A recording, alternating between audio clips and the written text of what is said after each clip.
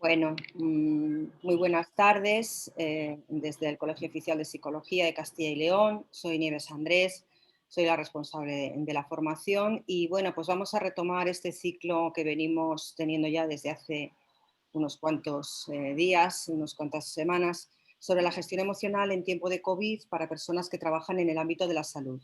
En concreto, hoy vamos a tener el cuarto webinar que lleva como título Habilidades de comunicación emocional en el contexto sanitario, profesionales, familias y pacientes. El ponente o quien va a estar a cargo de este webinar es nuestro compañero, también colegiado del COPCIL, el psicoterapeuta don David Escaja Borrego. David, lo dejo de tu mano ya para que nos cuentes lo que tengas preparado. Muy buenas tardes. Buenas tardes. Vale, perfecto, Nieves. Bueno, lo primero de todo, muchas gracias por invitarme, ¿no?, a participar en esta serie como de conferencias, webinar, ¿no? Y bueno, por lo que me comentaba Nieves, ¿no?, unos minutos antes de comenzar, me decía que en la línea general de las últimas 3 charlas, ¿no?, y los últimos 3 eventos que habéis tenido han sido sobre todo guiados, ¿no?, por el PowerPoint. Bueno, hoy voy a cambiar yo un poquito esa dinámica, ¿no? Me gustaría poder, dentro de la situación que tenemos, ¿no?, ya que no podemos vernos en persona, no podemos interactuar directamente, por lo menos que se me pueda ver hablar y escuchar, ¿no? Porque sería un poco contradictorio incluso, ¿no?, venir aquí a hablar acerca de la comunicación y que no se me vea, ¿no? Porque bueno, hablaremos un poquito acerca de todo lo que supone la comunicación en muchísimos ámbitos, para la salud mental, emocionalmente, verbal, no verbal, ¿no? Cosas que, bueno, ya posiblemente os vayan sonando de otras experiencias en vuestra vida. Bueno, lo primero que me gustaría decir, ¿no?, en esta hora y media aproximadamente que vamos a tener, es que cuando me propusieron dar la parte de comunicación y la comunicación y habilidades de comunicación en tiempos de COVID para sanitarios y por personal, ¿no?, profesionales del ambiente sanitario, se me hacía prácticamente pedir un imposible, ¿no?, porque el tema de la comunicación es tremendamente complejo y está tremendamente unido a la naturaleza humana, como vamos a ir viendo, ¿no? Principalmente mi intención a lo largo del ratito que tenemos hoy es que eso pueda quedar claro, ¿no?, porque la comunicación es tan fundamental en la salud mental y es tan fundamental en la calidad de vida de las personas. Ese sería, por así decirlo, el primer objetivo que tengo para este ratito con vosotros.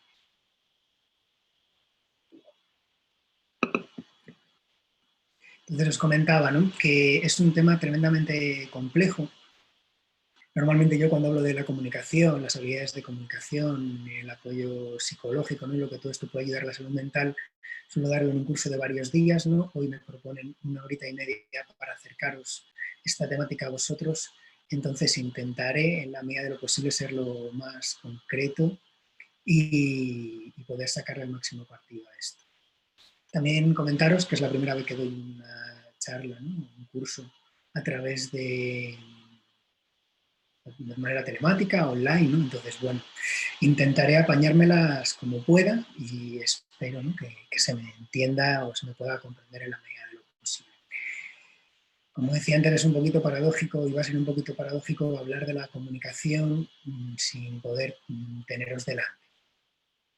Pero bueno, tenemos que adaptarnos un poquito a la situación que estamos viviendo y además es un poquito por lo que voy a empezar, sobre todo, ¿no?, el hecho de cómo la situación que hemos vivido, ¿no?, de pandemia y pospandemia, ¿no?, ahora actualmente, y gracias a Dios podemos empezar a decir eso, aunque todavía quede un tiempo, es que ha puesto en evidencia, ¿no?, la manera en la que la falta de comunicación, el aislamiento, ¿no?, en muchos momentos no hace falta estar solo físicamente para sentirse solo, ¿no?, también puede haber un aislamiento, la falta de comprensión. Nos ha puesto, ¿no?, en evidencia, nos ha puesto sobre la mesa, como venía diciendo, la importancia, ¿no?, del cuidado y el apoyo psicológico, tanto hacia los demás en el caso de los sanitarios profesionalmente hacia los pacientes y familiares, en el caso de uno individualmente, ¿no? El apoyo que se puede brindar y la compasión que se puede brindar a sí mismo, y también la importancia de comunicarnos con aquellos que queremos, ¿no? Que ellos se comuniquen con nosotros también para poder cuidarles. Entonces, bueno, con estas palabras, ¿no? Hago un poquito de inicio y de presentación de lo que David, va a ser.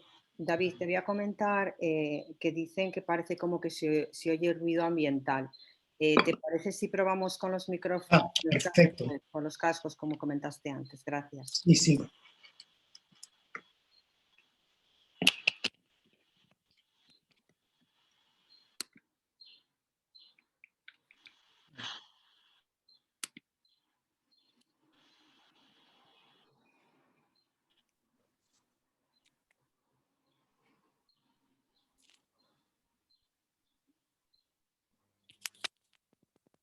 ¿Se escucha bien? Sí, bueno, yo creo que se escucha un poquito mejor.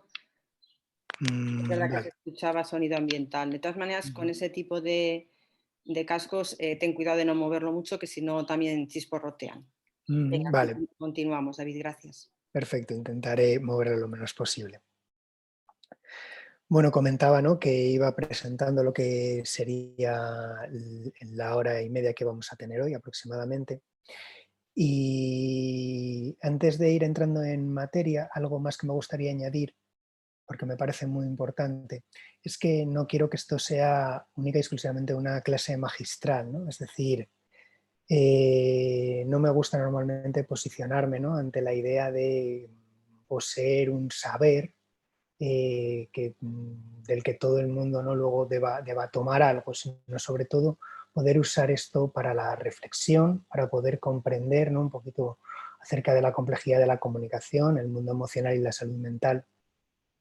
Y veremos, por supuesto, ¿no? Habilidades, actitudes, pero me parece muy importante sobre todo dedicar una primera parte a conocer lo que sería un poquito de base o de sostén en algunos conocimientos, ¿no? Antes de poder ir a la práctica.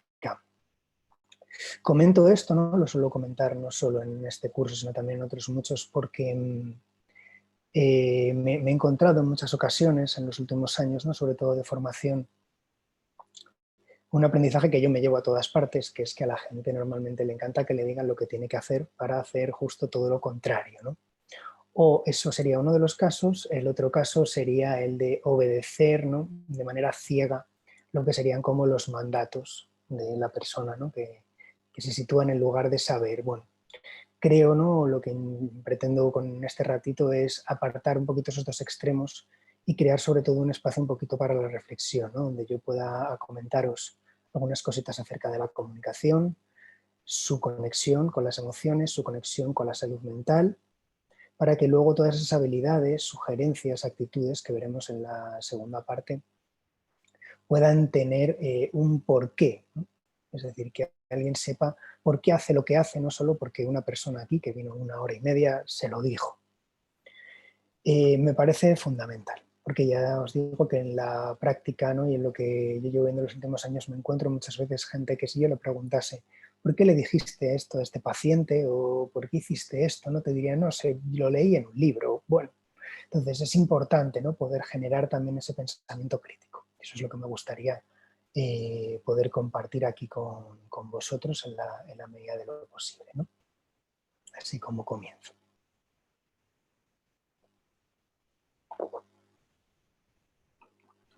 Y bueno, dicho esto, paso directamente a esta primera parte, que será como un acercamiento un poquito más teórico,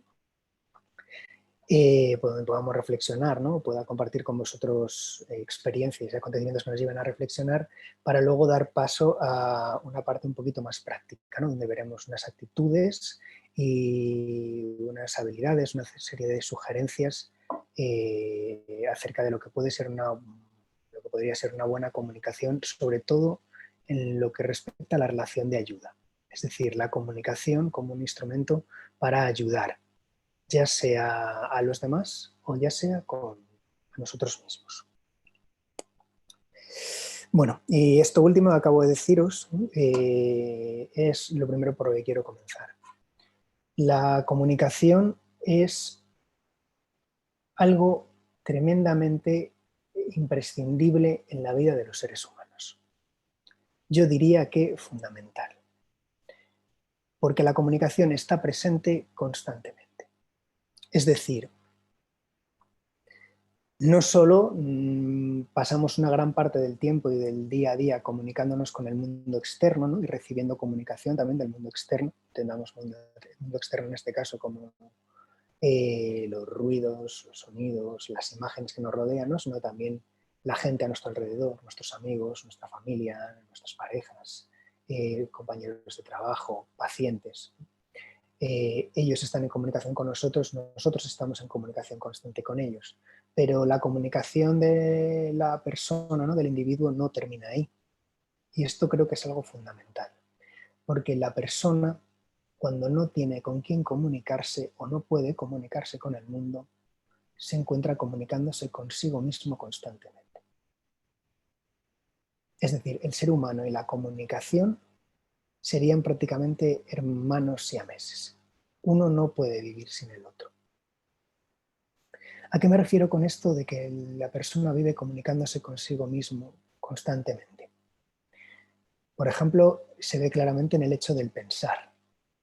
Cuando una persona piensa, podríamos decir, ¿no? Habrá muchas definiciones, por supuesto, pero desde el punto de vista de la comunicación podríamos hablar del pensar individual como una persona que habla consigo misma sobre sí misma.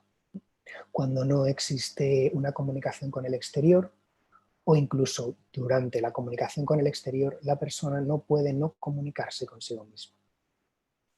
Esto, como os comentaba, me parece un aspecto fundamental.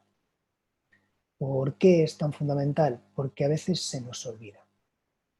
Y hablamos de conceptos de la relación, ¿no? De la relación con el otro, como puede ser la empatía, por ejemplo, la comunicación con el otro, la manera de expresarse con el otro, ¿no? Pero lo que yo noto o veo mucho en mi día a día es que hay una falta o una ausencia muy grande de la importancia que tiene la comunicación con uno mismo. Diría que aproximadamente pasamos el 80% de nuestra vida comunicándonos constantemente, ya sea con los demás o con nosotros mismos. Y ese 20% que dejo ahí al margen lo podría poner incluso, ¿no? En ciertos momentos en el tema de la meditación, ¿no? Que pueden ser como tácticas, ¿no? Que de alguna forma apagan, de alguna manera, reducen el ruido de nuestros pensamientos. Hay gente, ¿no? Que incluso llega a un estado de meditación muy profunda donde puede apagar, por así decirlo, ¿no? Ese pensamiento. Y el otro lo diría durante los momentos de sueño, pero ni siquiera durante todo el dormir. Porque si las personas pasamos un tercio de nuestra vida durmiendo aproximadamente, algo menos quizá, en ese tercio también pasamos una cantidad de tiempo muy grande soñando. Y ahí se ve, esto también es un ejemplo más acerca de cómo la persona se está comunicando consigo mismo constantemente. Bueno, esto dentro de la introducción, ¿no? Para que vaya dando peso un poquito la importancia, ¿no? Que tiene la comunicación y que ya vamos atisbando, ¿no? Que algo de todo esto, de cómo nos comunicamos con los demás, lo que los demás nos comunican, cómo nos comunicamos nosotros con nosotros mismos, va a estar muy sujeto y muy unido a la salud mental.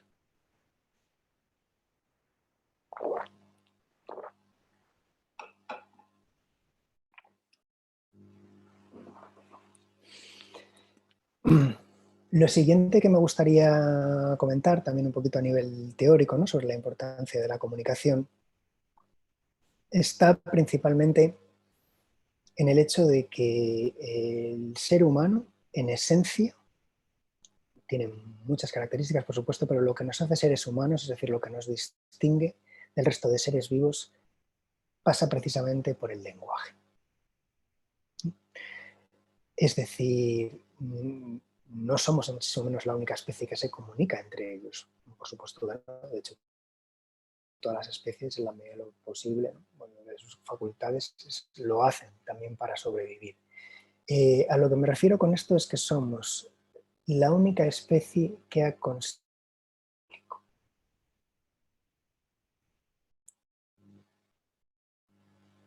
¿Qué quiere decir esto? que somos los únicos que han sido capaces de crear palabras para poder relacionarnos entre nosotros. Y alguien dirá, ¿y por qué esto, David, es importante? Es importante porque aquí entra una diferencia fundamental entre la salud física y la salud emocional o psicológica. Doy por hecho, ¿no?, que la gran mayoría de gente que me está viendo aquí, si no todos, sois trabajadores del ámbito de la salud.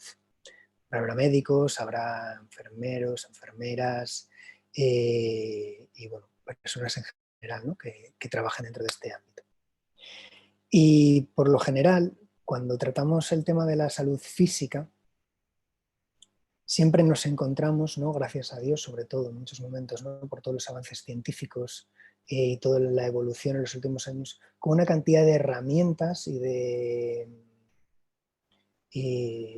que sea, herramientas y muchísimos recursos, ¿no?, para poder paliar el dolor, aliviarlo o incluso en muchos casos también, ¿no?, como curarlo definitivamente. Dentro de un quirófano hay muchísimas herramientas diferentes con usos muy concretos. Pero cuando hablamos de salud mental, cuando hablamos de ayudar a otro, ¿no?, en su aspecto más psíquico, más psicológico, más emocional, más allá de los medicamentos, ¿no?, dejando un poquito al lado lo que podría ser también ese recurso, pero sobre todo eso no tiene nada que ver, ¿no?, con la comunicación que estamos hablando ahora mismo aquí. El único instrumento que tenemos para aliviar el dolor es la comunicación, es la palabra. Esto es algo que creo que es importante poder decir en voz alta. Que hay palabras o formas, no obligatoriamente de tener por qué hablar con palabras, ¿no?, formas de estar, formas de comunicarse con el otro, que ya de por sí pueden suponer un alivio muy grande del sufrimiento psíquico. Entonces, me gustaría, ¿no?, que esta idea también quedase clara. La idea de por qué la comunicación es un tema muy complejo. Lo primero de todo, como decía, ¿no?, haciendo como voy poquito a poco, vamos avanzando, pero también voy como dando unos pasitos para atrás para ir recordando las cosas que voy diciendo. El primero de todos es que la comunicación es tremendamente compleja porque está muy presente en la vida de los seres humanos, tanto en la relación con el otro, como también el ser humano como ser, un individuo que se relaciona consigo mismo, o sea, alguien con quien también se comunica, ¿no?, el ejemplo de los pensamientos, más allá incluso de nuestra consciencia, ¿no?, nuestra voluntad, los sueños también, ¿no? Es decir, aspectos que nos recuerdan que la comunicación está presente en la esencia de lo que somos. Eso sería el primer término, ¿no?, o el primer gran condicionante de por qué la comunicación es tan importante. El segundo vendría a través de que la comunicación, la palabra, la comunicación como una manera de estar con el otro es el recurso fundamental para poder acompañar y aliviar el sufrimiento psíquico.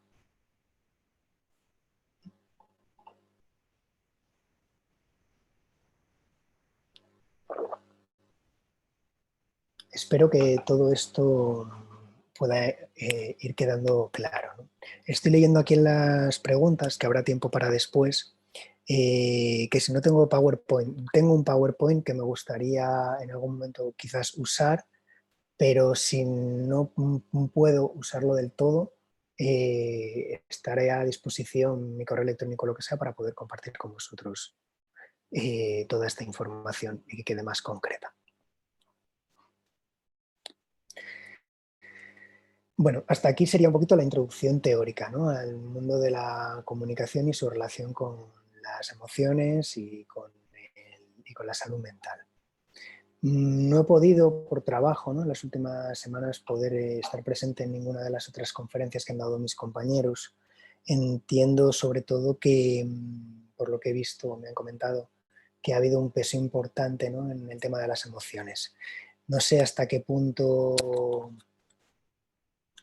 puedo llegar a ser repetitivo, ¿no?, respecto a cosas que ya se hayan comentado, pero me gustaría también acercaros ahora el mundo emocional, también en su relación con la comunicación, ¿vale? Porque también es algo muy importante entender.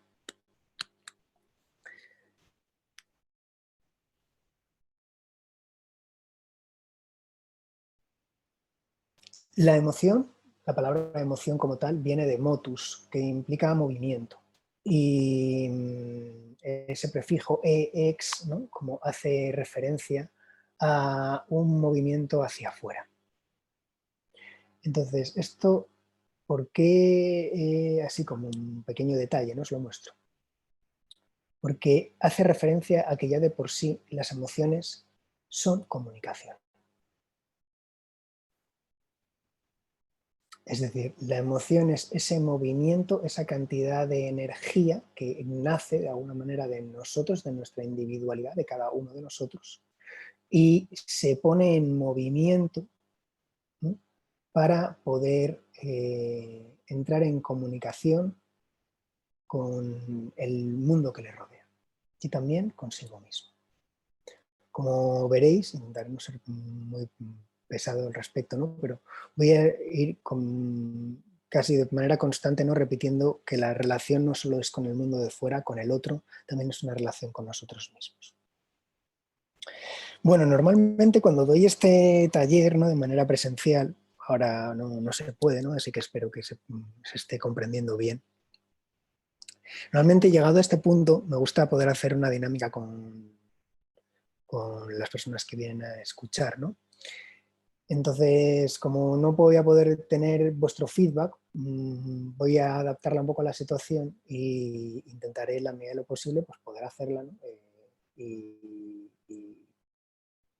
bueno, obviamente solo trabajando con mi punto de vista, ¿no?, pero viendo diferentes posibilidades. Esta dinámica, ¿no?, este ejercicio que yo propongo normalmente a las personas es si podemos recordar, si podemos imaginar cómo era nuestra vida cuando llegamos al mundo. Es decir, ¿alguien sabe, alguien se acuerda de lo que es ser bebé? Porque habrá alguna persona, ¿no?, poniendo quizás algo de imaginación, o quizá incluso si tiene un recuerdo, ¿no?, muy temprano, muy temprano, quizás se puede hacer una ligera idea, ¿no?, pero por lo general lo único que podemos hacer es intuir lo que para nosotros era la vivencia de ser una persona recién llegado al mundo. No tenemos recuerdo de ellos, por lo general no tenemos recuerdo de ello, ¿no?, porque todavía no hay lenguaje, todavía no hay pensamiento, ¿no?, hemos llegado al mundo y estamos en una situación tremendamente vulnerable. Esta dinámica esta pregunta, ¿no?, que yo os hago acerca de si alguien recuerda o puede intentar experimentar lo que es ser un bebé, normalmente lleva a la respuesta de que no. Podemos intuir lo que es, podemos intentar comprenderlo a través de lo que vemos en otros bebés, ¿no?, nuestros hijos, nuestros hermanos, bebés que ves por la calle, ¿no? Quizás el hijo que acaban de tener algunos de tus amigos, ¿no?, ves, te hacen reflexionar cosas, ¿no? Qué curioso, mira cómo hace esto, ¿no?, cómo llora, cómo patalea, cómo pide, ¿no? Todas esas cosas como que suelen llamar mucho la atención, pero no podemos llevarnos a nuestra propia experiencia. Y ahí precisamente, ¿no?, se halla el tercer fundamento de por qué la comunicación y las emociones están tan ligadas.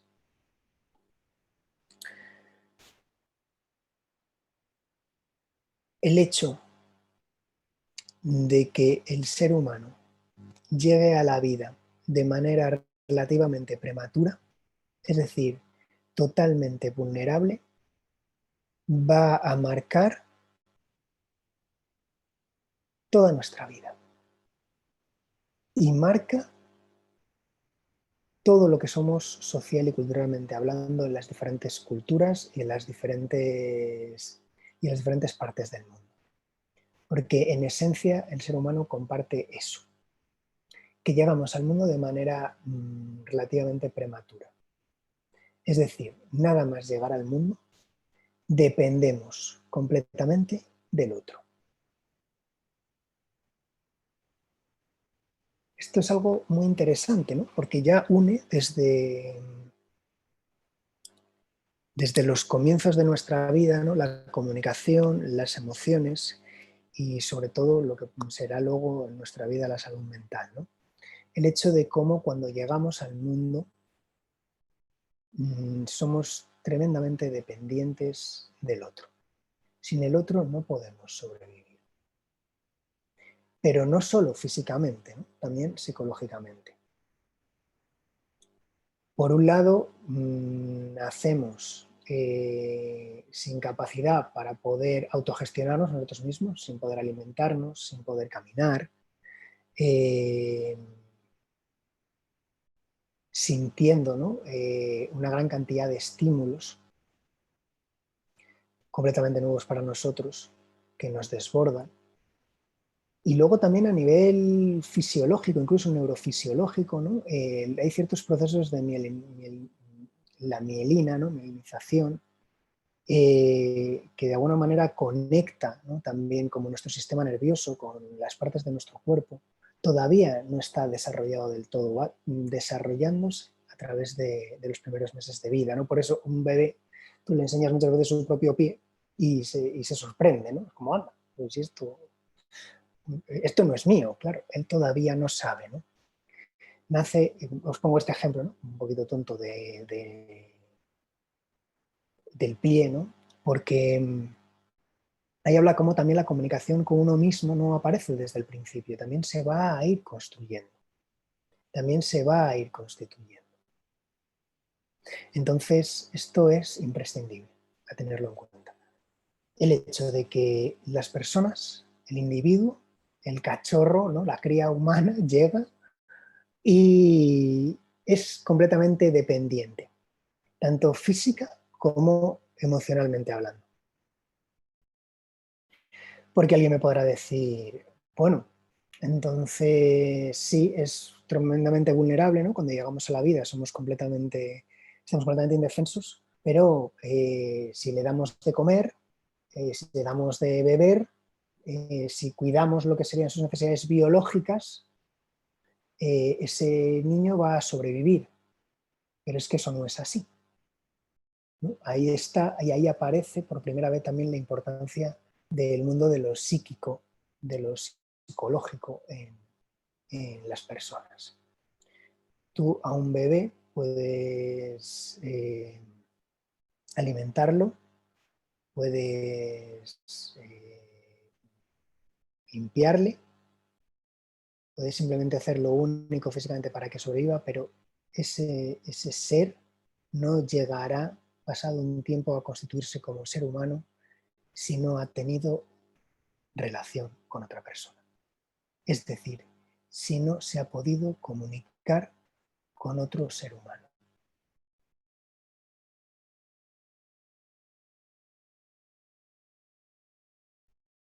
Como veis, ¿no? La comunicación aparece como algo fundamental en nuestra vida, porque sin comunicación, cuando nacemos entonces, estaríamos totalmente indefensos. ¿A qué me refiero con esto? Porque alguien me puede decir, alguien puede pensar, bueno, es que una madre ya sabe, ¿no? Que tiene que darle de comer, una madre ya sabe que el hijo tiene que dormir, pero ¿cómo lo sabe ella? ¿Cómo regula la figura materna, ¿no? Porque no tiene por qué ser obligatoriamente la madre, ¿no? Desde de la madre como mujer no puede estar, ¿no? Pero hay una figura materna, siempre hay una figura materna, ¿no? Es como aquella primera figura que nos cuida, ¿no? Nos alimenta, nos da amor, cariño y va como siendo capaz, ¿no? De introducirnos en este mundo. Una madre puede saber que un niño hay que alimentarlo, que tiene que cuidarlo,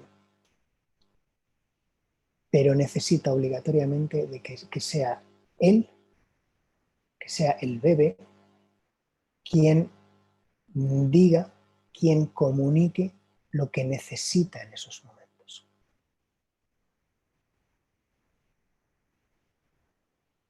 ¿Y cómo consigue esto? Porque un niño no tiene palabras. Un niño todavía no piensa. ¿Cuál es la única manera en la que el niño puede sobrevivir? Comunicando lo que siente.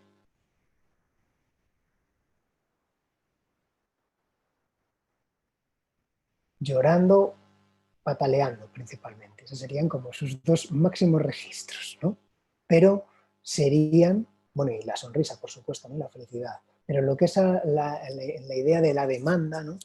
El niño, para poder sobrevivir, todos nosotros, ¿no? Como personas adultas hoy aquí, para poder sobrevivir necesitamos comunicarnos con los demás.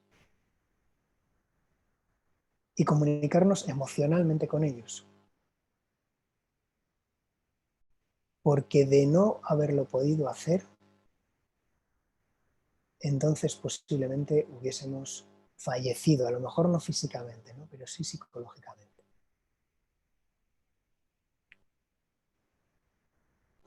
Entonces, así un breve resumen, ¿no? Con esta pregunta que yo os planteaba hace unos minutos, ¿no? ¿Alguien recuerda lo que es ser bebé? Difícilmente, ¿no? Se puede recordar. Pero sí que sabemos que tuvo que ser una llegada al mundo bastante perturbadora, ¿no? La idea de que pasamos de un ambiente en el que lo tenemos absolutamente todo, ¿no? Donde hay calor, hay comida, ¿no? Que sería como este vientre materno, y pasamos a un mundo del que de repente necesitamos constantemente para poder sobrevivir. Y hago hincapié, para poder sobrevivir tanto físicamente como psicológicamente. Existen, ¿no? Momentos en la historia, ciertos no experimentos, ¿no? Algo que no es que se haya experimentado de manera activa, ¿no? Pero sí circunstancias han llevado a descubrir que un niño, ¿no? Cuando no tiene un otro donde poder cobijarse, con quien poder contactar física y emocionalmente, entonces es incapaz de poder constituir una personalidad. Es incapaz de desarrollar lenguaje, es incapaz de poder llevar una vida, ¿no? Donde pueda relacionarse en un mundo social como el que tenemos. Quizás alguno de vosotros se esté planteando qué tiene que ver todo esto con un taller, ¿no? Un webinar de habilidades de comunicación para sanitarios, ¿no? Y que pueda abordar la comunicación con el paciente, la comunicación con los familiares, la comunicación con uno mismo, la comunicación entre profesionales. Porque hoy vemos y estamos viendo las consecuencias tan grandes que ha tenido que el mundo a nuestro alrededor o la cultura tal y como nosotros la concebimos cambie de manera tan radical. Es decir, nuestra comunicación con el mundo o la comunicación que el mundo ha tenido con nosotros ha variado. Y ahora estamos viviendo en muchos momentos, cada vez más, ¿no? Se escucha, yo llevo escuchando varios meses, ¿no? Las noticias en los periódicos. La siguiente ola, ¿no? Será una pandemia, la siguiente ola de esta pandemia será de sufrimiento, ¿no? Psicológico. ¿Por qué? Precisamente porque algo del mundo en el que vivimos ha cambiado. Y ha cambiado de manera tan radical que no nos está resultando muy difícil, resulta muy difícil, ¿no? En lo colectivo, en lo social, poder adaptarse sin que todo esto tenga repercusiones. ¿Por qué? por lo que os decía antes, porque el mundo externo ha cambiado. Es decir, la comunicación con el mundo externo ha cambiado. Sin embargo, nosotros seguimos demandando y seguimos necesitando de él para vivir, para poder mantener una salud mental. Un trabajo, un ocio, relaciones con los demás, o incluso, ¿no?, sobre todo, qué deciros a vosotros, ¿no?, profesionales del ámbito sanitario, los que habéis estado en primera línea, todo lo que ha llegado a impactar, ¿no?, en muchas de vuestras vidas, el incremento tan grande de trabajo y lo que habéis visto. De repente ese mundo ha cambiado, ha variado. Es decir, lo que yo recibía antes de ese mundo, cómo ese mundo se comunicaba conmigo y cómo yo me comunicaba con él, durante un tiempo, esperemos de cada vez más corto, se ha visto modificado. Le comentaba a Nieves, ¿no?, antes de hacerme la presentación hoy aquí de este curso con vosotros, que he tenido la suerte, ¿no?, de haber vivido una experiencia tremendamente dura, pero también gratificante en muchos momentos, de haber podido acompañar a algunos de vosotros, ¿no?, sanitarios, en toda la vivencia de la pandemia. Y muchas personas, ¿no?, quizá igual entre vosotras, las que estáis aquí, os conozcan, la cantidad de veces que he escuchado el David, yo no sé si quiero seguir dedicándome a esto, porque esto no es lo que yo escogí, esto no es mi trabajo. Ha cambiado, o sea, ¿realmente su trabajo es diferente? No, lo que ha cambiado es el mundo donde está llevando a cabo su trabajo.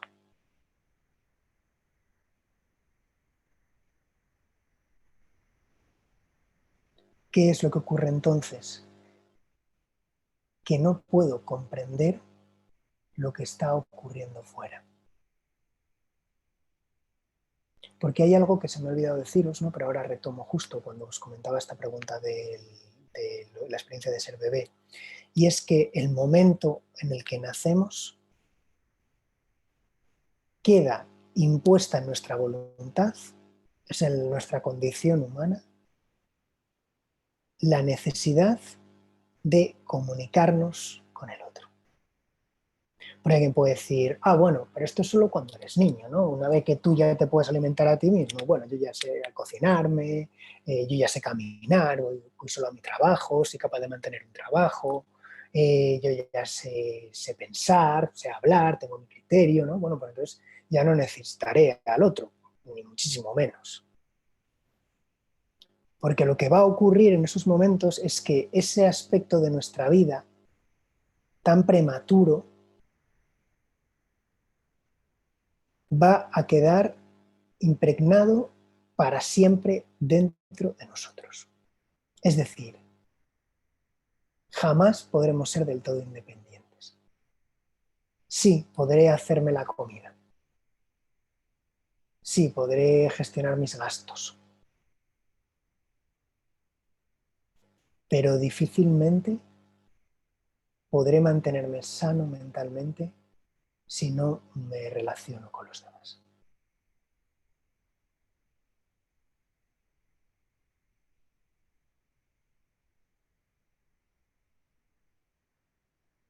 Y aquí es donde entraría, ¿no?, ya como con todo su peso, de alguna manera, ¿no?, con todo su impacto, la importancia que tiene la comunicación en la salud mental.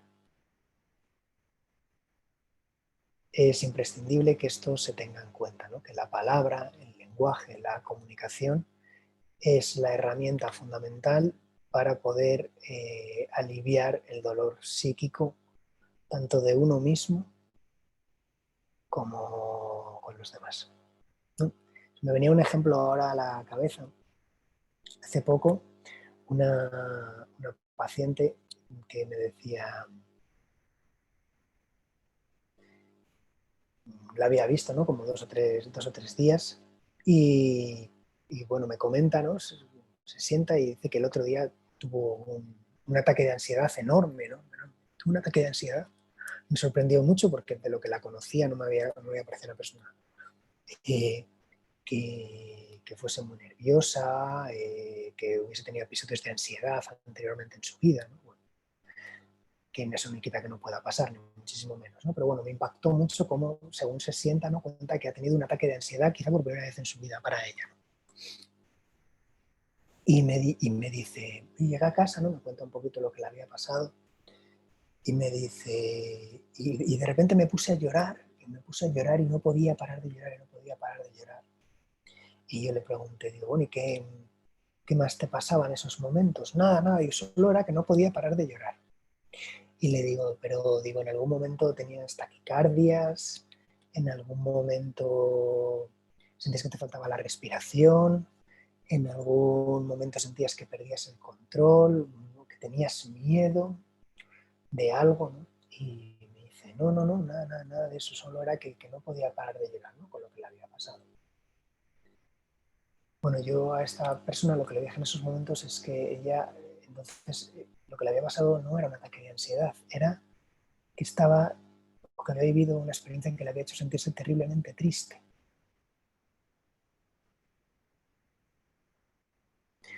Comento esto porque es importante, ¿no? El lenguaje, cómo les hablamos a las personas y cómo las personas se hablan a sí mismas. Cómo nos hablamos es fundamental también para poder cuidar de nosotros mismos.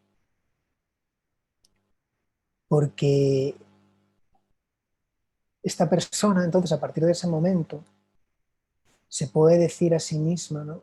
Que no es que haya perdido el control, no es que haya... no es que le haya pasado algo que la haya desestabilizado por completo, ¿no?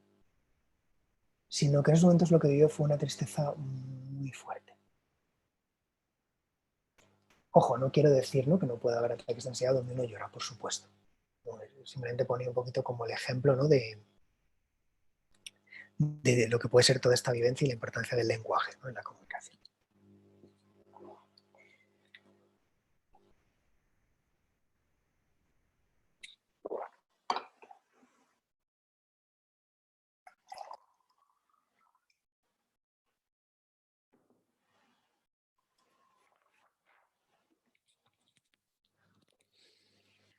Bueno, vamos terminando con esta parte un poquito más teórica. Voy a ver si me dejo aquí alguna cosa en el tintero.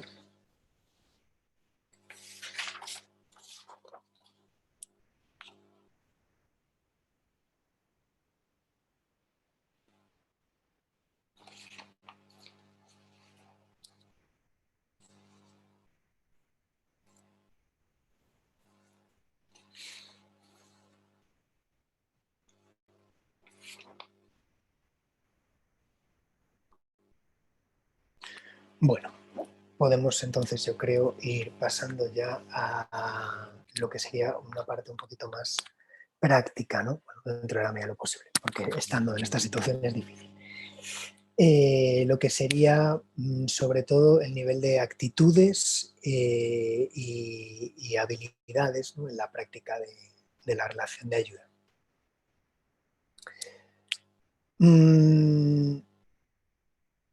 Hay una cosa que me parece muy importante recalcar, ¿vale? Antes de pasar a este tema. Es el hecho de que de lo que yo os voy a hablar ahora mismo no es ningún tipo de imposición ni de obligatoriedad, pero sí es algo que creo que tiene mucho peso y de lo que es muy importante poder reflexionar a la hora de comunicarnos luego con el mundo de nuestro alrededor, con personas, pacientes, profesionales, compañeros, familiares. ¿A qué me refiero con todo esto? Que para mí es fundamental el hecho de que cada persona pueda ser como ella es genuinamente.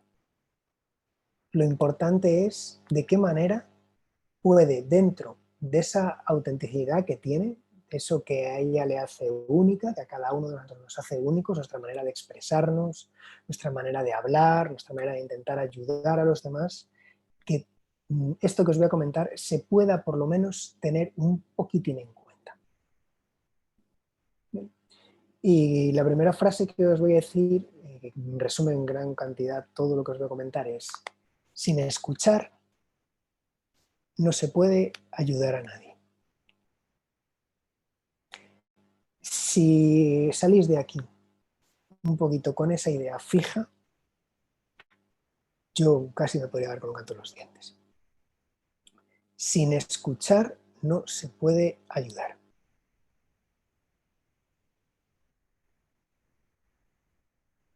Fundamental. Vamos a ir viendo ahora por qué.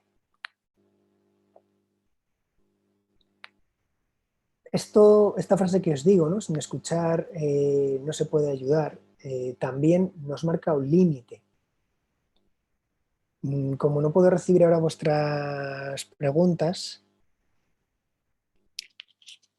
no puede haber como ese feedback.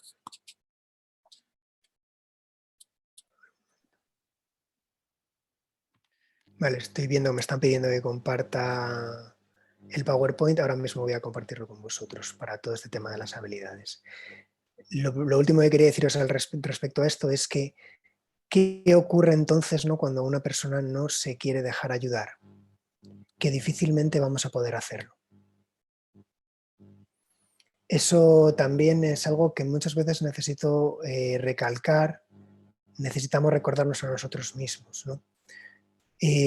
Porque muchas veces vamos a ver sufrimiento ajeno, ya sea en familiares, ya sea en pacientes, ya sea en compañeros, y vamos a encontrarnos con que nosotros vemos mucho de ese sufrimiento y a lo mejor la propia persona o bien no lo ve o bien no quiere ser ayudada.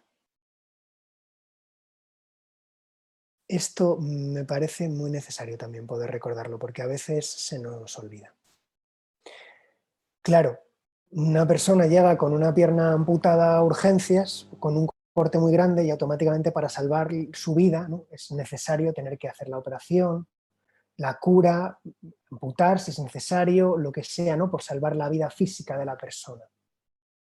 Raras veces una persona que tenga en riesgo su propia vida física va a decir que no se deja ayudar, de hecho acudirá, ¿no?, a recibir ayuda antes de morir.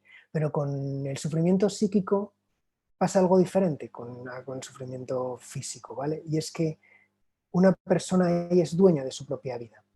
Y muchas veces nos ocurrirá que veremos a personas que lo están pasando muy mal, ya os digo, compañeros, amigos, pareja, pacientes, familiares de pacientes, y no podremos hacer nada.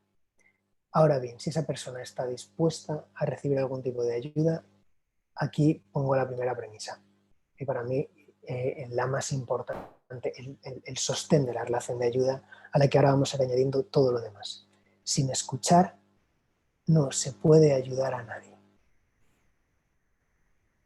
Importantísimo esto. Bueno, voy a compartir pantalla, a ver un momento con el PowerPoint.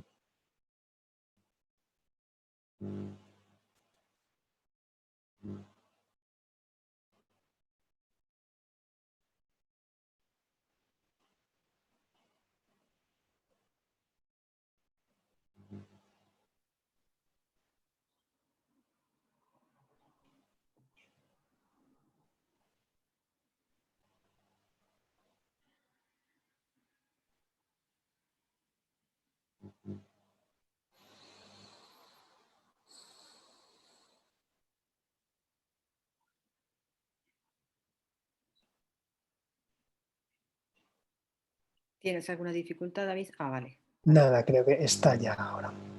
Vale, creo que se ve bien, ¿no?, el apoyo psicológico.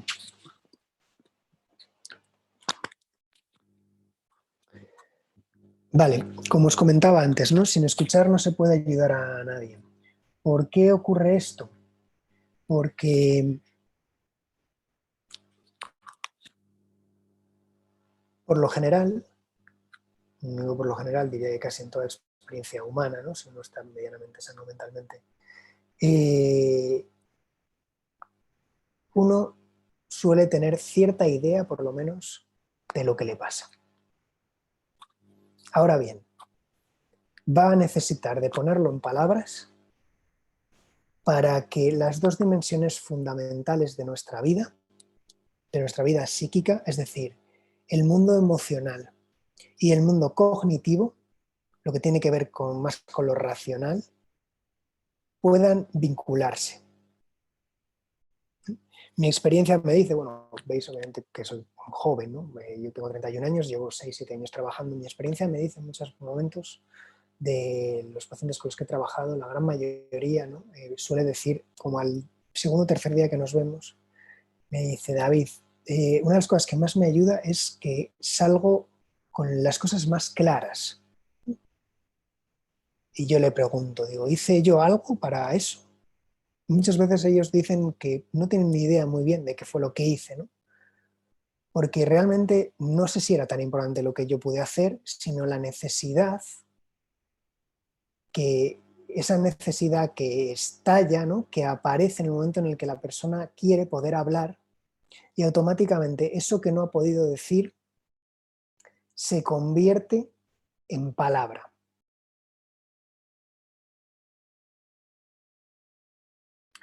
No tengo tiempo, ¿no? Porque vamos muy limitados, pero me gustaría poder, simplemente sin irme del tema, poder deciros algo, ¿no? El ser humano necesita poder ir poniendo en palabras sus experiencias. O sea, es como que necesitamos poder ir escribiendo el diario de nuestra vida.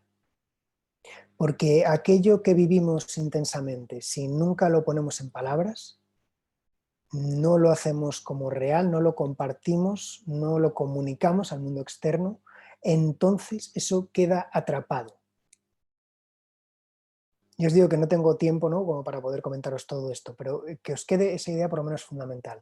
Es importante que la experiencia que vivimos, lo que vivimos emocionalmente, se pueda poner en palabras para que ambas dimensiones fundamentales del ser humano, ¿no?, la simbólica, que tiene que ver con el lenguaje, que tiene que ver con lo cognitivo, lo emocional, puedan unirse, puedan encajar, porque si no, algo quedará siempre como desestructurado.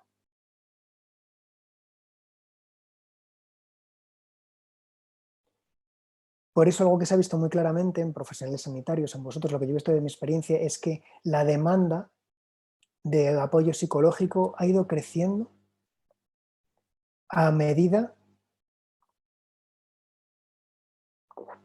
que también vosotros disponéis de mucho más espacio para vosotros mismos. Es decir, todo llegaba entre ola y ola.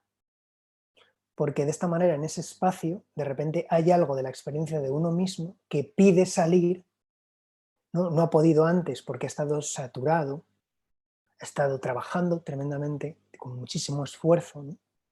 Y de alguna manera el mundo de la afuera, lo que está pasando, los pacientes contra esta situación reclamaban, ¿no?, demasiada atención, una atención necesaria para poder sobrevivir. ¿Qué es lo que ocurre entonces? Que en el momento en el que una de esas olas pasa, automáticamente la experiencia individual de vosotros, ¿no?, profesionales sanitarios, bueno, también yo me incluyo, ¿no?, porque la psicología también forma parte de la salud. Lo que ocurre en esos momentos, ¿no?, es que cuando ya hay una falta de demanda, es decir, cuando ya el mundo externo no demanda tanto de nosotros, automáticamente ahí queda espacio para que nuestra experiencia necesite ser puesta en palabras. Y ahí crece, ¿no?, la demanda en muchos momentos de pedir ayuda.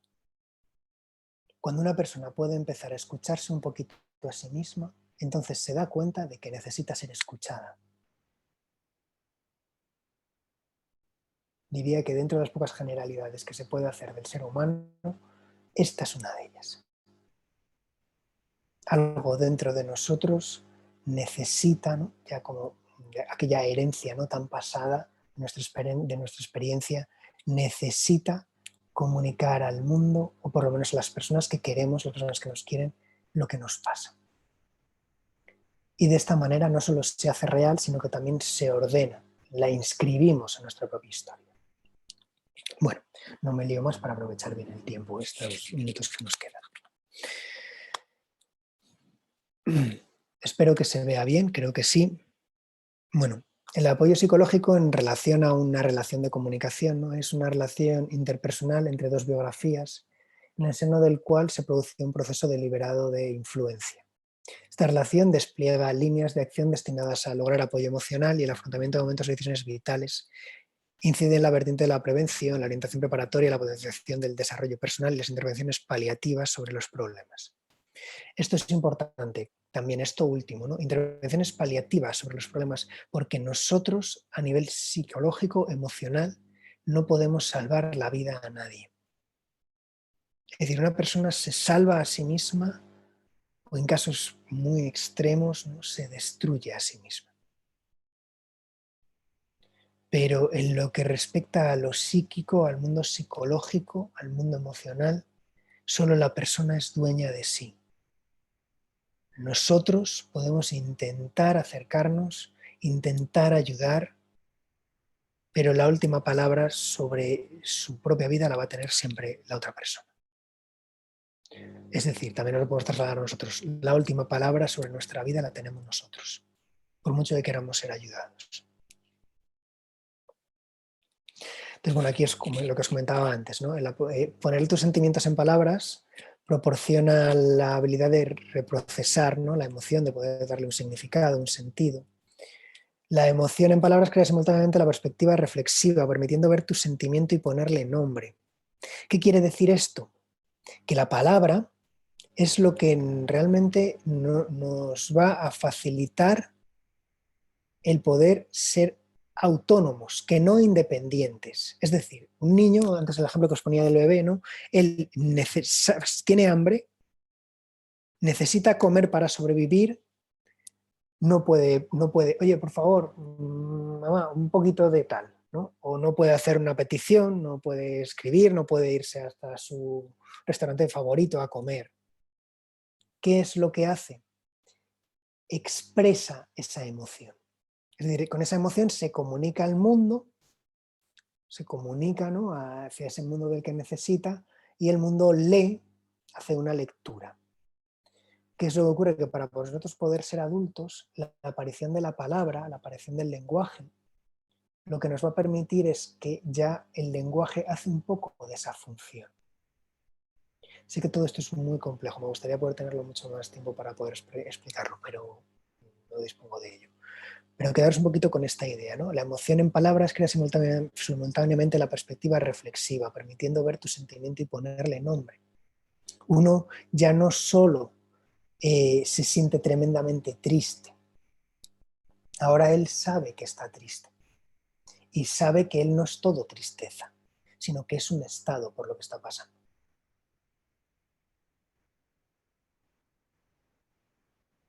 Algunas enfermeras con las que trabajé durante la pandemia, muchas me decían: vengo, David, no porque yo me encuentre mal, sino porque la gente a mi alrededor me dice que me ve mal. Sí que es verdad que estoy un poco más arisca, sí que es verdad que me encuentro un poco más decaída, ¿no? Pero bueno, como que ellas, esto no les ajustaba mucho. Pero como no podían hacer esa lectura, el mundo, ¿no? La gente, sus seres queridos cercanos le decían: no estás bien. ¿Qué es lo que ocurría? Que en el momento en el que piden ayuda y empiezan a hablar de su experiencia, automáticamente todo eso empieza a aparecer. Ese es el poder que tiene la palabra. Así tú no eres eso, sino que tú sientes eso. Bueno, la palabra marca la distancia necesaria para relacionarse con la emoción. Importantísimo esto.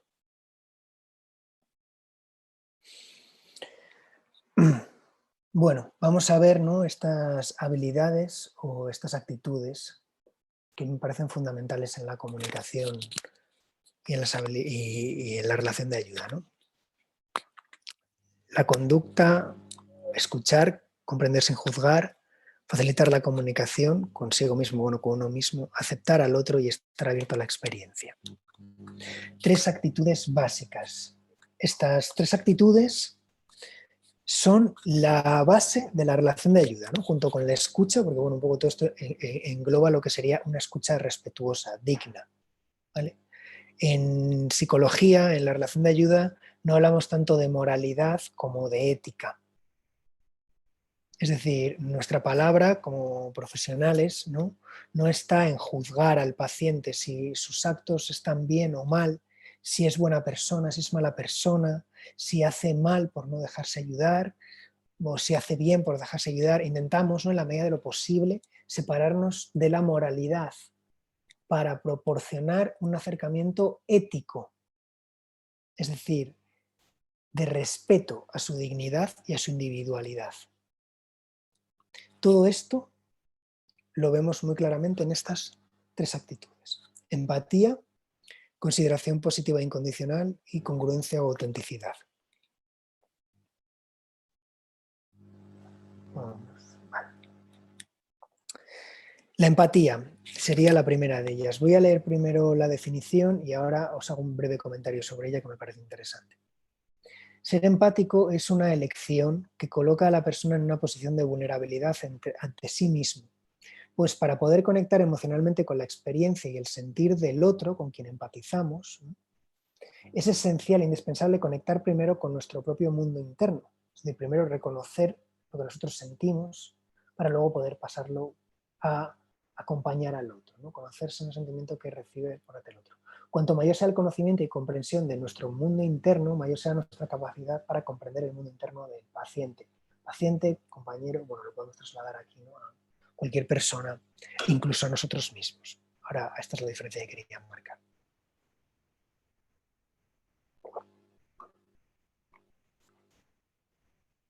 Muchas veces, a día de hoy, parece que a las personas se nos llena la boca con la palabra empatía. Tú vas a una entrevista de trabajo, ¿no?, por ejemplo, o hablas con alguien, ¿no?, ¿y cuáles son tus cualidades? Y todo el mundo dice, soy muy empático. Y a todos se nos llena la boca con la empatía. Yo es que soy muy empático. Bueno, la empatía quizá es algo demasiado complejo como para que esté tan presente, ¿no?, como la gente dice que está. ¿Por qué? Lo primero de todo, porque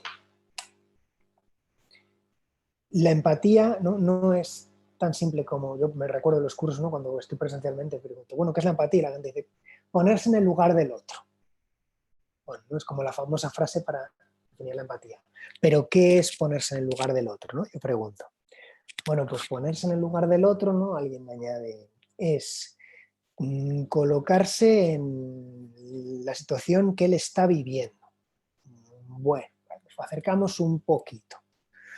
Pero alguien añade, bueno, pero es acercarnos a la situación que él está viviendo, no sintiéndola como nosotros la sentiríamos, no sintiéndola como la siente él.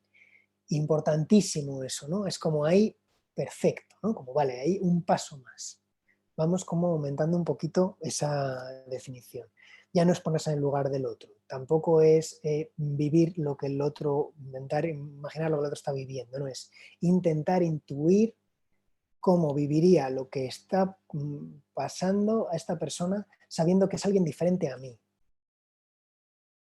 Yo añadiría una última cosa. Bueno, añadiría dos últimas cosas. La primera, que la empatía es una elección. Es decir, es una decisión personal. La gente que me dice, no, yo es que soy empático porque me sale ser empático, pues habría que plantearse, con todo el respeto del mundo, por supuesto, ¿no? Pero creo que siempre es importante poder hacer una reflexión sobre la pregunta, ¿no?, de, ¿realmente soy una persona empática? Porque hay muchas personas, bueno, yo imagino que muchos profesionales de la salud mental lo ven en su día a día, que llegan a consulta, ¿no?, o piden ayuda y dicen, mi problema es que soy demasiado empático, que me hago demasiado cargo o me quedo demasiado con los problemas de los demás. Y es significativo, ¿no?, porque cómo ellos llaman eso empatía. Pero la empatía no es eso, porque la empatía es una actitud, la empatía es una elección. Y si alguien es empático, excesivamente empático, tanto que no puede ni llegar a controlarlo, Entonces estaría bien plantearse si realmente eso sigue siendo empatía o si es simplemente más bien que esta persona necesita poder identificarse con el otro. Porque la identificación y la empatía son cosas diferentes. Decía hace poco una compañera vuestra, una enfermera, es que dice, yo soy tan empática de ahí que es que veo a mis pacientes llorar y me pongo a llorar. Que puede ocurrir, ¿no? Es verdad, cuando empatizamos mucho puede ocurrir, pero cuando pasa demasiado uno debe preguntarse, ¿está llorando por la experiencia de la otra persona o está llorando porque algo de sí misma está ahí en juego? Entonces, bueno, para mí lo que añadiría a la empatía es precisamente que la empatía es una elección, es una actitud. Es verdad, ciertamente hay personas que por su experiencia de vida y por su manera de ser lo llevan mucho más integrado y les surge de manera muy natural, ¿no?, el ser empático. Pero esto es lo uno con lo siguiente que quería deciros. Todo el mundo habla de la empatía, pero nadie habla de la autoempatía. Y eso es quizás uno de los recursos más importantes para el cuidado de uno mismo. Ser empático, se nos llena la boca diciendo somos empáticos con los demás, pero muchas veces yo les pregunto a los demás, sí, tú comprendes, me pregunto a los pacientes, tú comprendes muchísimo a esta persona, pero ¿te comprendes a ti? Y ya ahí, de repente, algo cae. La persona se queda así y dice como... Porque vemos, ¿no? Es como, a veces es mucho más fácil, dentro de lo difícil que es empatizar, la empatía hacia afuera, pero no es fácil la empatía hacia adentro. El ser empático con nosotros mismos, algo que es fundamental, y más en los tiempos que corren, ¿no? El mundo ha cambiado, las cosas se han desestabilizado mucho, por lo menos temporalmente. Aparecen sentimientos, quizás cosas que vivimos que no sabemos reconocer, y en lugar de ser empáticos con nosotros mismos, nos juzgamos muy severamente. Bueno, os dejo esto así un poquito para la reflexión. La siguiente actitud sería la aceptación positiva, ¿no? Capacidad para no juzgar en la medida de lo posible los sentimientos, pensamientos y actitudes de una persona con el fin de respetar su autonomía y su responsabilidad. Es decir, procurar, lo que decía antes, una escucha moral, o sea, una escucha ética, no una escucha moral. Y la última, la autenticidad. Capacidad que hace referencia a la presencia de espontaneidad, sinceridad, transparencia, genuidad desde la figura del profesional, con el fin de favorecer y facilitar en la persona una percepción íntegra, confiable y lo más real posible de la identidad de quien trata de ayudarle. La forma de llevar a cabo pasa incondicionalmente por la consciencia de los estados afectivos que intervienen en la relación. ¿Qué quiere decir esto? Sobre todo, no mentir al paciente. No mentir a la persona que tratamos de ayudar, sea paciente, sea un familiar, incluso nosotros mismos. Porque al final estas actitudes no es algo como añadir, no es algo que elimina. Conozco profesionales del ámbito sanitario que tienen una capacidad para usar el humor, por ejemplo, que es tremendo, súper enriquecedor. No es un humor, vamos a decirlo así, un humor sano, una forma de poder acercarse al otro con humor y ser capaz de ayudarle desde ahí, fenomenal. Porque ahí esta persona está siendo auténtica. Una persona puede hacer humor con quien le está intentando ayudar y no por ello estar juzgándole, ni por ello estar no siendo empático. ¿Vale? Entonces la autenticidad sobre todo es podernos sentir libres para poder ser con el paciente como somos nosotros con el paciente o a quien intentamos ayudar, siendo como somos realmente. Bueno, estas serían las actitudes. Y vamos a pasar ahora a la intervención. Como es muy complicado poder llevar a cabo cualquier tipo de ejercicio, os voy a intentar hacer básicamente lo que para mí es la habilidad fundamental en la relación de ayuda, que es el reflejo. El reflejo se basa principalmente en esta fórmula. La devolución directa del mensaje recibido por el profesional al cargo de la intervención de aquello que el familiar, paciente, entendemos un poquito todo lo que esto conlleva, ¿no? Familiar en algunos casos, paciente en otros, ha comunicado de una forma explícita o implícita mediante su lenguaje verbal y no verbal. ¿Qué quiere decir esto? Que yo le pueda devolver a la persona lo que él me está contando. Y si es posible, añadir el estado emocional en el que él se encuentra. Imaginemos, he tenido un día de mierda y alguno de vosotros, ¿no? Ya sea yo en situación de paciente o en situación de compañero, ¿no? Empiezo a quejarme porque joder, porque no sé qué, porque esto ha pasado así, porque esto ha pasado así, patatín, patatán, no estoy harto, porque este tío no me hizo caso, por ejemplo. ¿Cuál sería un ejemplo de reflejo ahí? Te enfada mucho, te cabrea mucho que esta persona no te haya hecho caso. Eso sería un ejemplo, por ejemplo, de lo que podría ser el reflejo. Pongo otro ejemplo. Con el caso que os contaba del otro día, ¿no? De la chica que llegó diciendo que había tenido que se había puesto a llorar muchísimo, que no podía controlar, ¿no? No hace falta a lo mejor incluso ni siquiera decirle por qué está triste, porque a lo mejor ella ya lo sabe, ¿no? Pero sí poder decirle, veo que todo esto te hace estar muy triste. Es decir, el reflejo hace sobre todo referencia al estado emocional que la persona está viviendo. Porque todo esto va a tener una serie de repercusiones. Facilita el diálogo espontáneo. Muestra intencionalidad e interés por comprender lo que se está expresando. Ayuda al familiar, paciente, etcétera, a poner el foco de atención sobre la propia experiencia. Al mismo tiempo le permite ordenar su información, ¿no? Lo que os comentaba. Cuando alguien se siente escuchado y encima sienten que le están escuchando, él puede seguir hablando y puede seguir poniendo en palabras todo eso que a él le está ocurriendo.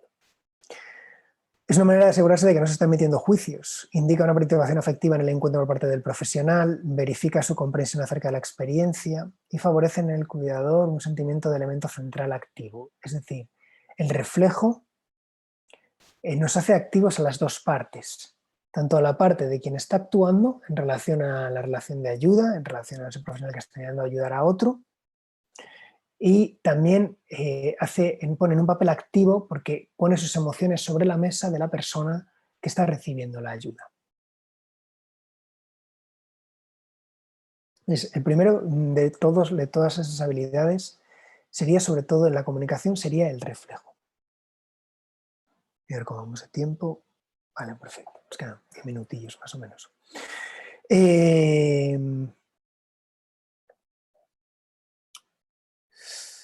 El siguiente sería hacer preguntas. No le pregunte al médico, pregúntale al paciente, ¿no? Es un proverbio judío, si no recuerdo mal, es que justo me tapa aquí la tapa. Sí. Si os comentaba antes que lo más importante para poder ayudar a una persona es que se sienta escuchada, qué mejor manera de adentrarnos que preguntar. ¿Qué tal estás? ¿Cómo te encuentras?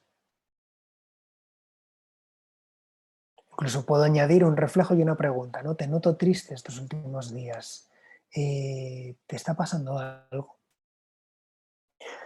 No sé si algunos de los sanitarios que estéis aquí escuchándome trabajará en oncología, pero aquí con el tema de las preguntas hay algo muy importante, ¿no? Porque fijaros, seguro que os ha pasado alguna vez, que os acercáis a un familiar a preguntar, ¿no?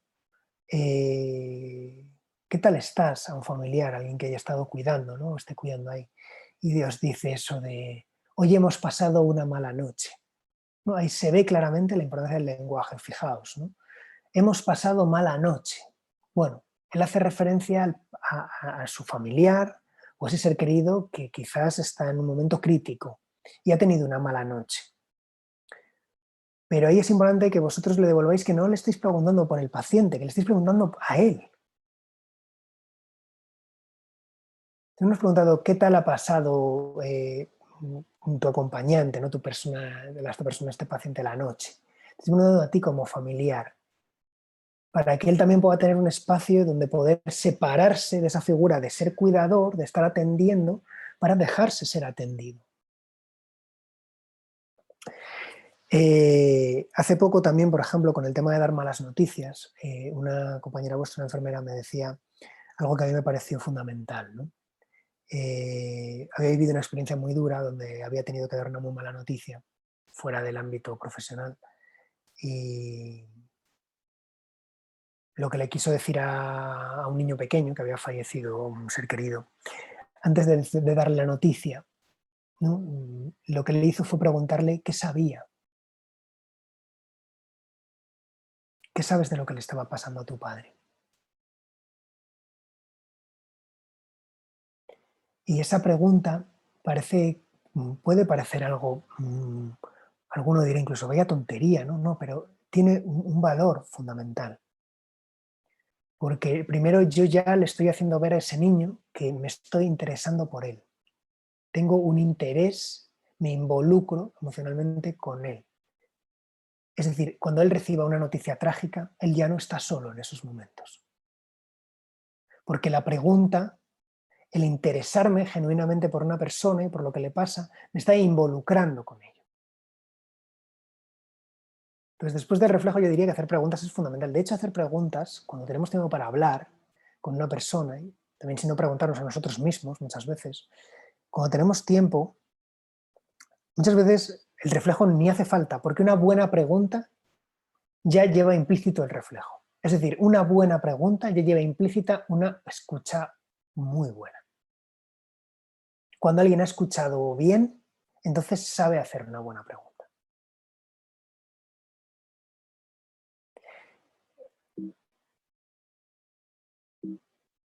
Bueno, para ir cerrando y que me queden 5 minutos para preguntas, os dejaría principalmente, ¿no?, con la idea de que hay otro también, aparte del reflejo y aparte de las preguntas, para poder acercarnos a la relación de ayuda, ¿no?, y el apoyo psicológico a otras personas, también diría los silencios. Creo que los silencios son fundamentales y veo mucho en mi día a día una dificultad muy grande para gestionar los silencios. Hay veces que las palabras no alcanzan.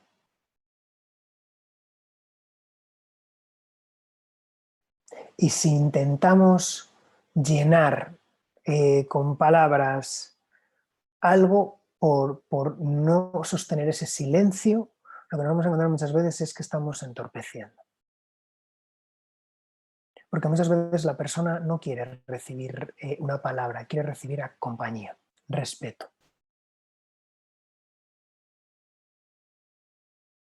Y es algo que normalmente es difícil. Es difícil, claro, obviamente yo os lo digo aquí, decirlo es muy fácil, hacerlo es muy difícil. Y a mi experiencia a mí me sigue pasando, igual que los reflejos, ¿sí? Sigo haciendo reflejos de pena, que también es importante, fallar, porque así de hecho la otra persona te dice, no es tristeza, es enfado, pues de puta madre. Total, o sea, no soy yo quien lo tiene que saber, es la otra persona. Esa persona que necesita comprenderse a sí misma, no yo. Entonces, hay muchas cosas que son muy fáciles de decir aquí, pero luego la experiencia está en que ayudar, acompañar emocionalmente a una persona es muy difícil. Y los silencios es quizá una de las cosas más difíciles de gestionar, porque parece que cuando alguien nos cuenta algo nos está intentando decir que quiere que hagamos algo con su dolor. Y muchas veces no es así.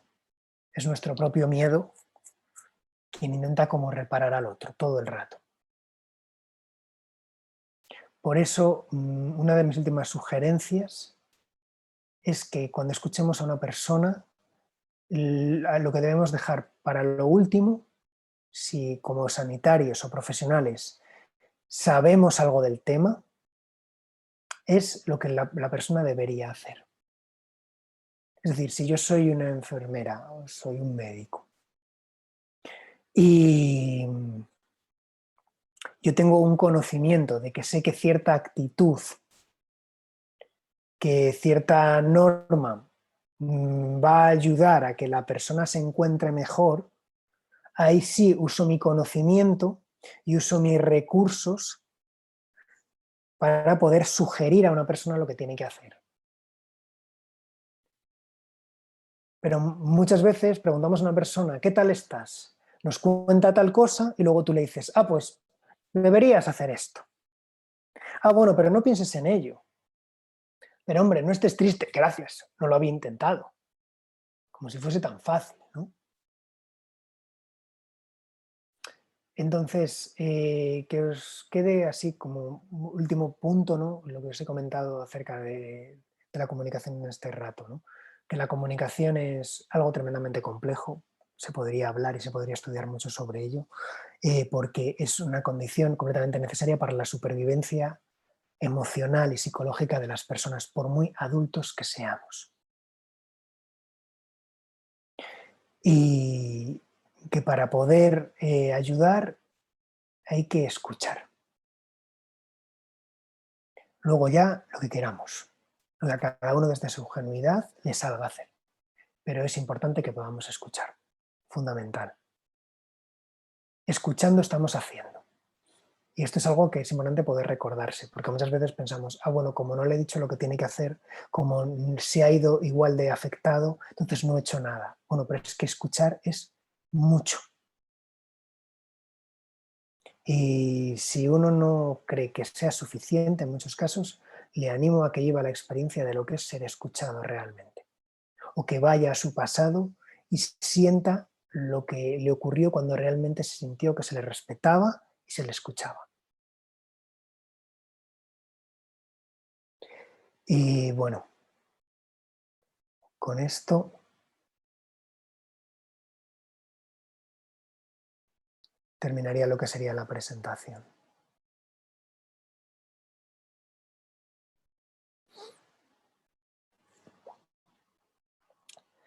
Nos quedan 5 minutos, voy a responder alguna pregunta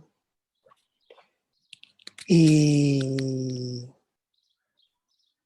a ver si alguien ha puesto alguna cosa por aquí. Bueno, deciros que está a disposición el PowerPoint, mucho más, donde explico en forma de diapositivas todo lo que os he comentado hoy aquí. Entonces está a vuestra disposición. Ya me dirá Nieves si alguien lo solicita o si alguien quiere directamente a mi contacto se lo doy. Y también, por otro lado, pues decir que bueno, no poder tener un feedback, ¿no?, de vosotros directamente me dificulta mucho poder como llevar a cabo muy bien los ritmos de la clase. Espero que aunque sea un tema muy complejo hayan quedado las cosas relativamente claras. David, te preguntan por el lenguaje no verbal, por la comunicación no verbal. Importantísimo, claro, muy buena pregunta. Claro, es fundamental porque la comunicación no verbal precisamente va mucho más unida a lo emocional que la comunicación verbal. Muchas veces las personas cuando hablamos pensamos lo que vamos a decir, mientras que la comunicación no verbal lo que hace es aparecer directamente desde nuestra parte como más profunda. Entonces esto se ve muy claro y puede ayudaros mucho quizás en vuestra práctica, ¿no? El hecho de que muchas veces una persona te dirá que no le pasa nada, que está bien, pero te lo dice con los ojos quizá como un poco empañados, ¿no?, en lágrimas, o te lo dice con un puño cerrado.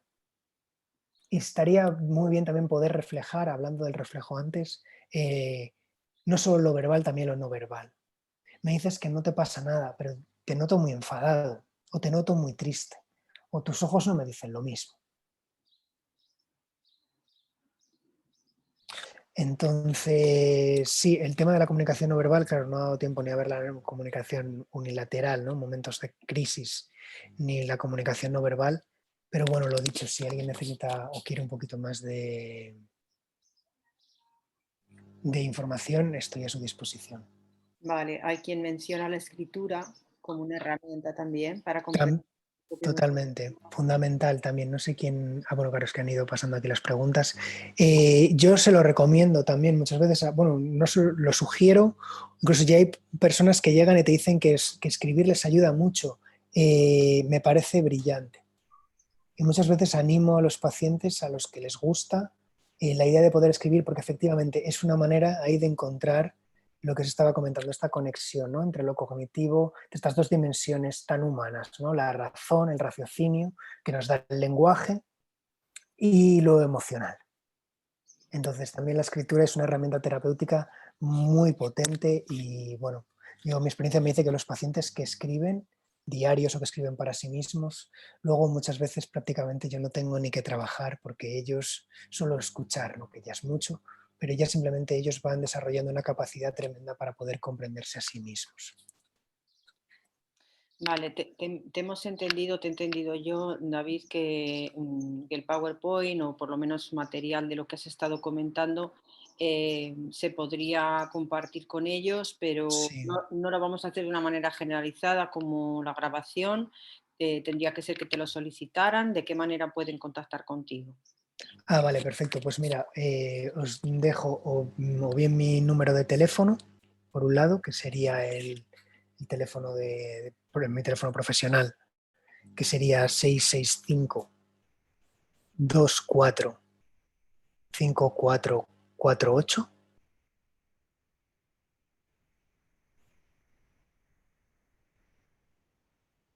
Y si no, por correo electrónico, que quizá también podría ser un poquito más asequible para todo el mundo, que sería D de David, es caja como mi apellido, con J, B de Burgos, O de Oviedo, @gmail.com. Es decir, descajabo@gmail.com.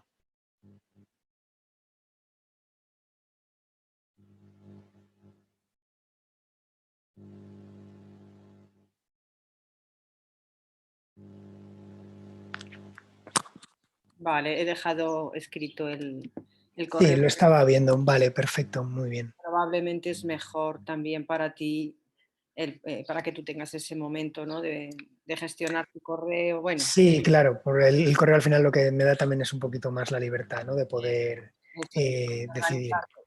Pero bueno, si alguien quisiese lo que sea, también tiene ahí la posibilidad de contactar por este número por WhatsApp, o sea, no hay ningún problema. Vale. Bueno, están agradeciéndote tu exposición, Ujú. David. Les ha resultado muy interesante.